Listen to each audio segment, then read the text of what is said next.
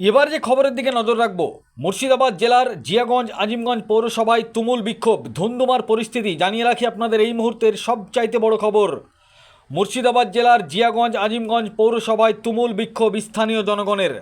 নিজের ঘরে রাতভর ঘেরাও করে রাখলেন মুর্শিদাবাদ জিয়াগঞ্জ আজিমগঞ্জ পৌরসভার চেয়ারম্যানকে স্থানীয় বাসিন্দা। এই মুহূর্তের সবচাইতে বড় খবর, গতকাল সন্ধ্যে থেকে জিয়াগঞ্জ আজিমগঞ্জ পৌরসভার চেয়ারম্যান প্রসেনজিৎ ঘোষকে স্থানীয় মানুষজন বিজেপি কর্মী সমর্থক বলে তারা নিজেকে দাবি করেন।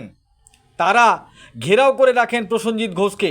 তাদের অভিযোগ, এই পৌরসভায় ব্যাপক দুর্নীতি হয়েছে। আবাস যোজনার ঘর থেকে শুরু করে বিভিন্ন কাজে এখানে দুর্নীতি হয়েছে এবং নানাভাবে পৌরসভার পক্ষ থেকে জমি বাড়ি দখল পুকুর বুঝানো হয়েছে। এতে পূর্ণ মদত রয়েছে পৌরসভার পক্ষ থেকে। তারা এই পৌরসভার চেয়ারম্যানের গ্রেপ্তারের দাবিতে সরব হন স্থানীয় জনগণ।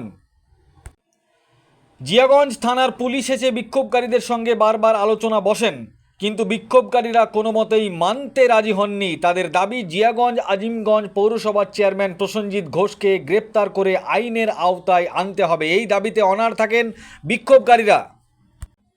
মধ্যরাত্রিতে জিয়াগঞ্জ আজিমগঞ্জের পৌরসভার চেয়ারম্যান প্রসেনজিৎ ঘোষকে আটক করে জিয়াগঞ্জ থানায় নিয়ে যাওয়া হয়েছে।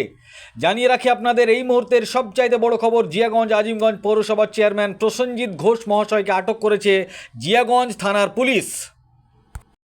এই সমস্ত বিষয় নিয়ে পরবর্তী ভিডিওতে আপডেট দেবো আপনাদের। এই ভিডিওটি যারা দেখছেন, ভিডিওটি শেয়ার করবেন, চ্যানেলটি লাইক করবেন আর সাবস্ক্রাইব করবেন। আই লাভ মাই ইন্ডিয়া, মেরা ভারত মহান। আপনারা দেখছেন আখেরিগঞ্জ নিউজ।